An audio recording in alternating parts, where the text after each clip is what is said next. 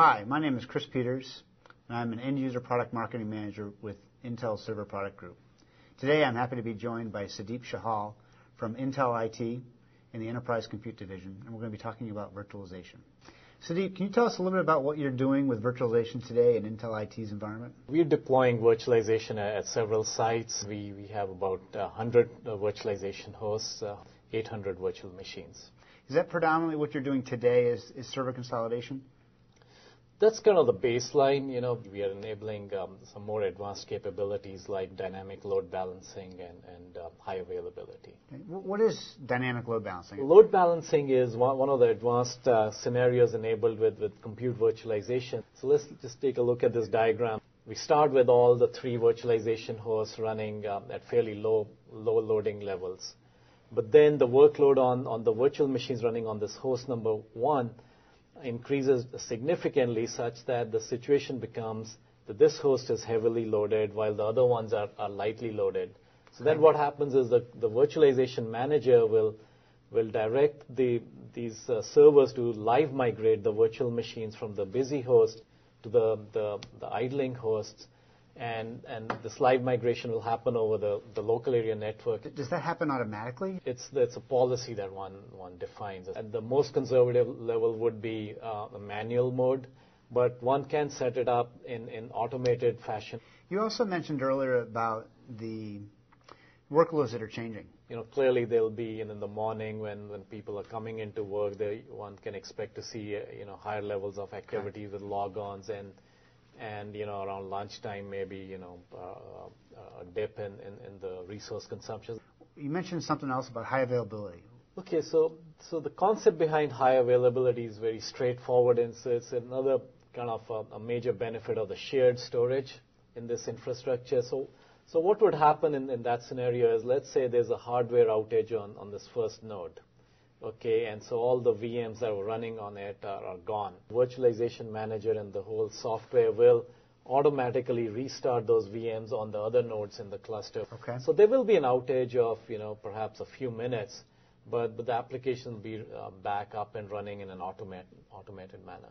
What about across sites? Pretty much a very distinct, separate scenario. Here, that is a more advanced usage model enabled by virtualization, is that one can set up a similar cluster at a remote site and set up replication of the storage from the primary site to the backup site, so that as the storage is, files are getting updated here, they're replicated to the DR side. If you're doing site-to-site DR, is it a longer period of time? Which is one's looking at a much longer outage there compared to this almost transparent this live migration. What is resource pooling? So the concept there is to take these resources within the cluster and compute cycles available or memory capacity available or I/O bandwidth, and just lump them into what's called a resource pool. The idea is to carve it out in resource pools and essentially delegate administration of those resource pools to owners that are closer to those applications. So are these pools limited in how big they can be? Pools are limited essentially by the cluster's capacity, generally or typically limited by number of physical servers that are permitted to be in the cluster. Are there other use models that you're looking at long term? Yes, we're looking at other models like power optimization. The concept there is kind of inverse of load balancing in a sense. For example, let's say just this server is running at a very low resource consumption or utilization level. It's possible for the virtualization manager to say, okay, I've got enough room on this server to host those 2 VMs, so I'll live migrate those 2 virtual machines over the high-speed network to this host, but nothing running on that host, so I can power it off and conserve energy in the data center. So the load balancing is worried about a server that's overutilized and potentially delivering slower service. Well, that's exactly whereas right. Yeah. The power is taking it and really optimizing your operating costs using all your available things in your resource pool. That's exactly right. What other types of use models are available? Other things we're looking at are, like live storage migration.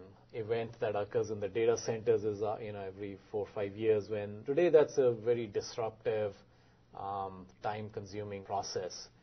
It'll become possible to live migrate the storage that it has on the old frame to the new frames.